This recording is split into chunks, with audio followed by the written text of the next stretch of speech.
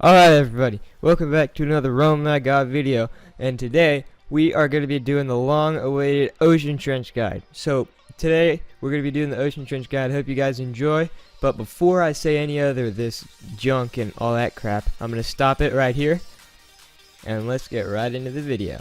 I wanted to start with what drops the Ocean Trench. That is the Hermit God, and the most dangerous kind of thing about it is tentacles.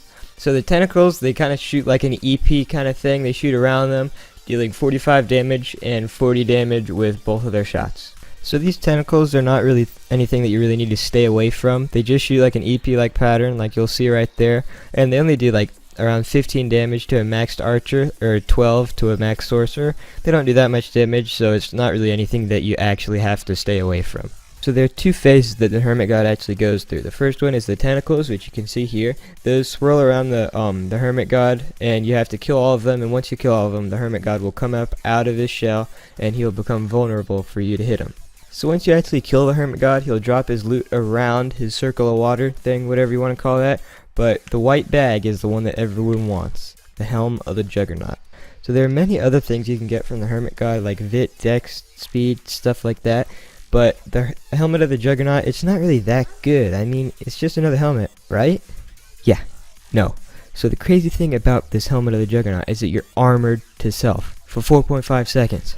And there's 1200 feet power. But no one uses it for feed power. It's that rare. It's insane. Alright, enough about all that loot stuff. So now what we're going to talk about is how to actually kill this thing. So what you want to do is you're going to stand right there where everyone else is. And if you're standing where everyone else is, then you should be fine. Now for the most annoying thing. These guys. So these guys will actually paralyze you for like a half a second or something like that.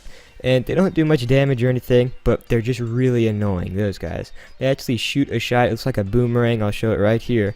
And like right there, they look like a boomerang. They don't do that much damage. There's me getting paralyzed by one. They don't do that much damage, but I mean, they're just really annoying.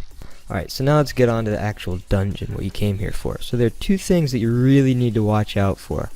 These guys and these guys. So the fisherman looking guys, they don't actually do that much damage. They just confuse you, so it's more annoying than deadly. But it's the ponies you really have to watch out for. I'm not sure what these are actually called, but those shots right there, they actually paralyze you, and they will jump on top of you if you get paralyzed. So be sure not to get paralyzed, because it's almost like a two-shot kill if it stands on top of you.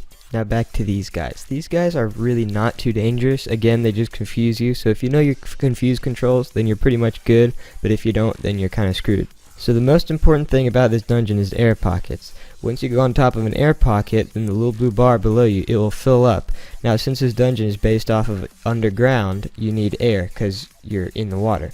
Now if you don't get air, then there will be the little red flashing stuff around your screen.